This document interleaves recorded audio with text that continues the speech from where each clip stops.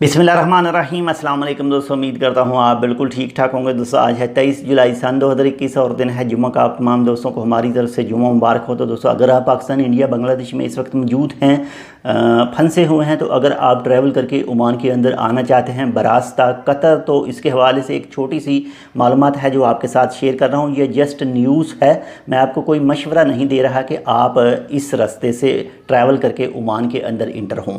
एक छोटी सी मालूमात है जो आपको लाजम पता होनी चाहिए। तो जो आर्टिकल आया है इसके हवाले से, इसमें खासकर इंडिया का नाम लिया गया है। वैसे पाकिस्तान को भी ऑन अराइवल जो टूरिस्ट वीज़ा है, वो इंडियन को टूरिस्ट वीज़ा दिया जा रहा है। वो 30 दिन का टूरिस्ट वीज़ा है। और जिन लोगों ने भी अपनी वैक्सीनेशन फुल करवाई है, जिन्होंने 2 डोज़ लगवाई हैं, ये उनके लिए ऑन अराइवल वीज़ा है कतर का।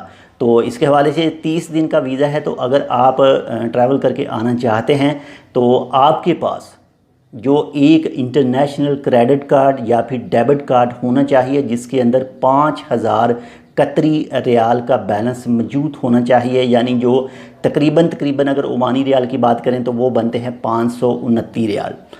तो वैक्सीन आपने मस्ट लगवाई हो, 2 डोज़ वैक्सीन भी वो वाली जो कतर ने। बाकी इसके हवाले से जो भी आपको मालूमात चाहिए वो आप अपने ट्रैवल एजेंट से हासिल कर सकते हैं। तो मिलते हैं इंशाल्लाह आपसे दूसरी अपडेट के साथ। अगर आपने अभी तक हमारे ये चैनल सब्सक्राइब नहीं किया तो आप इसको सब्सक्राइब कर सकते हैं। अल्लाह हाफिज़।